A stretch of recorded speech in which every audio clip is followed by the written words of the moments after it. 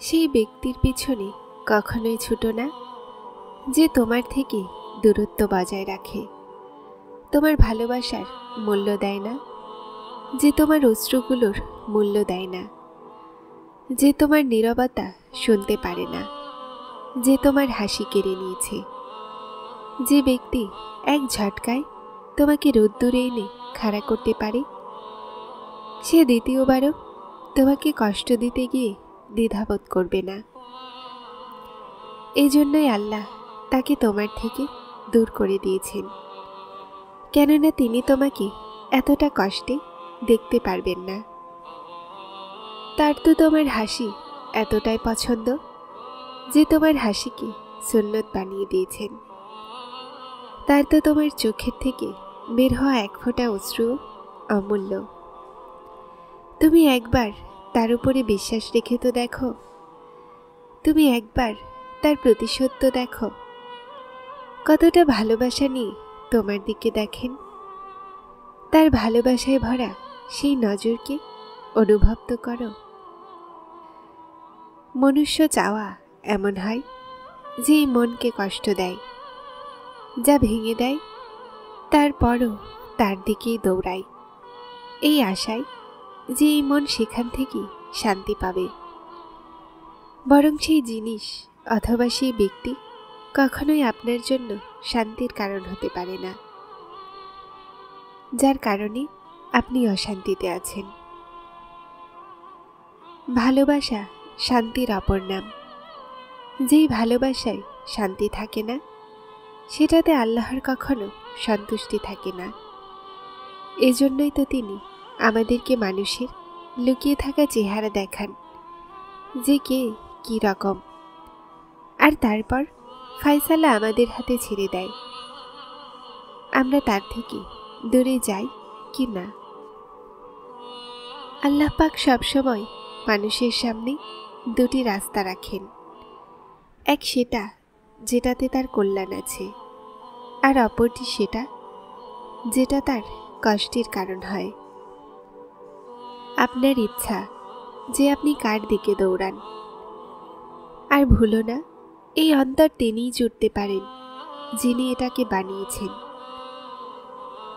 ভোলা তোমার এখনই অসম্ভব লাগছে, কারণ তুমি কষ্টে আছো।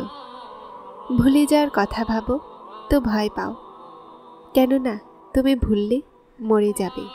কিন্তু এমন নয়, এই সবরের ফল তোমাকে দ্বিগুণ করে দেয়া হবে।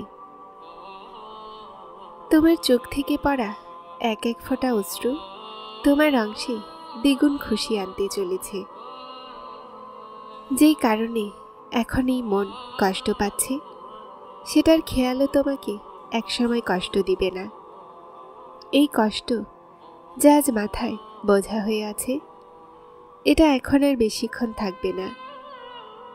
তুমি কতটা চেষ্টা করেছ, তুমি কতটা সহ্য করেছ, সেই সব কিছুর খবর আল্লাহর তোমার প্রথমে আছে। যদি পড়ে গেছ তো কি হয়েছে, উঠে দাঁড়াতে ভয় কেন পাও? চেষ্টা তো করো। তুমি আল্লাহকে একবার ডাকবে তো তিনি 100 বার তোমার ডাকের জবাব দিবেন। তুমি এক হাত তার দিকে বাড়িয়ে দাও তো তিনি 2 হাতে তোমাকে ধরে তার দিকে টেনে নিবেন। এভাবে কাঁদলে তো কিছুই পাবে না। পড়ে গিয়ে উঠে দাঁড়াতে শেখো, আল্লাহর ওপরে বিশ্বাস রাখতে শিখো। দোয়াগুলো অনেক ক্ষমতা রাখে, আর দোয়া বুঝে শুনে যাওয়া হয় না। আল্লাহর কাছে চাইব না তো আর কার কাছে চাইব? অন্য আর কেউ আছে কি যে দিতে পারে? অন্য আর কেউ আছে যে এই ফরিয়াদ শুনতে পারে? কেউ নেই, সবাই তার মুখাপেক্ষী। তাহলে তার মুখাপেক্ষী মানুষের কাছে না চেয়ে তার কাছে কেন যাও না, যে বাদশাহদের বাদশাহ, যার দান করার কমতি নেই, যার ক্ষমতার শেষ নেই, তার ভালোবাসার শেষ নেই। যত কিছুই হোক, তার এটাই পছন্দ যে তার বান্দা তার কাছে এসেছে। আর আর এই কথায় তার এতটাই পছন্দ যে তিনি সমস্ত কিছু দান করে দেন। আল্লাহর তার বান্দার মধ্যে কোনো দূরত্ব নেই। সব সময় সব জিনিস, সব কথা আল্লাহকে বলো। তার সাথে বন্ধুর মতো কথা বলো। মন যখনই অস্থির হতে লাগে তো তার দিকে দৌড়ে যাও। যখন সব কিছু অসম্ভব লাগে তখন তার কাছে সম্ভব হওয়ার দোয়া করো। যখন সহ্যের বাঁধ ভেঙে যায় তো 2 হাত দোয়ার জন্য তোলো আর অপেক্ষা করো। যখন কখনো জীবনের কাছে হেরে যাও আর বেঁচে থাকার ইচ্ছা শেষ হয়ে যায় তো চোখ বন্ধ করে তার উপস্থিতিকে অনুভব করো। তারপর এমন মনে হবে যেন আল্লাহ অন্তরে উপস্থিত আছেন।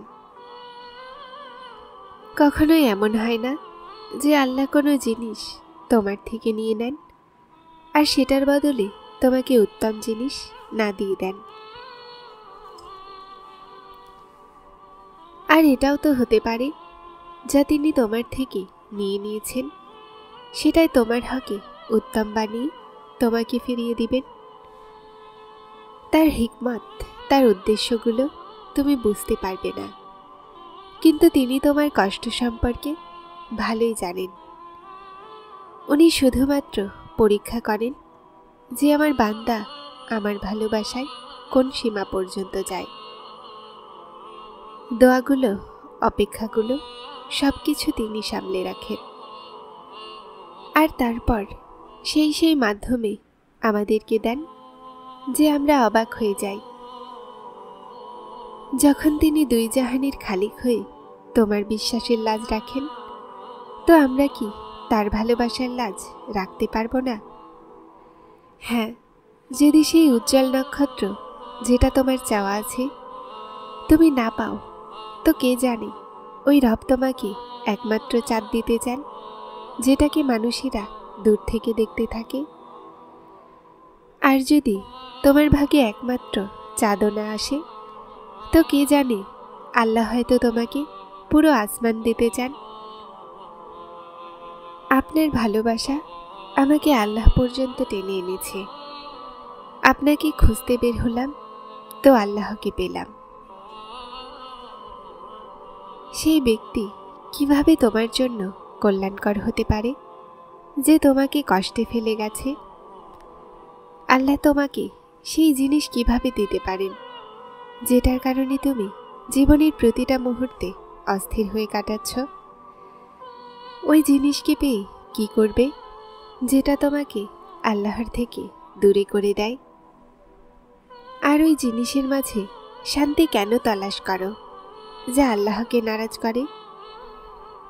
তোমার নিজেকে এটা বোঝাতে হবে যে জীবন পাওয়া অথবা না পাওয়ার নাম।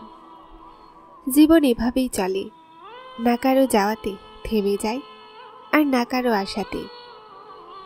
তোমার শুধুমাত্র আল্লাহর ফয়সালার উপরে বিশ্বাস রাখতে হবে, তার ফয়সালাকে সম্মান করতে হবে, বাস্তবতাকে মেনে নিয়ে সামনে এগিয়ে যেতে হবে।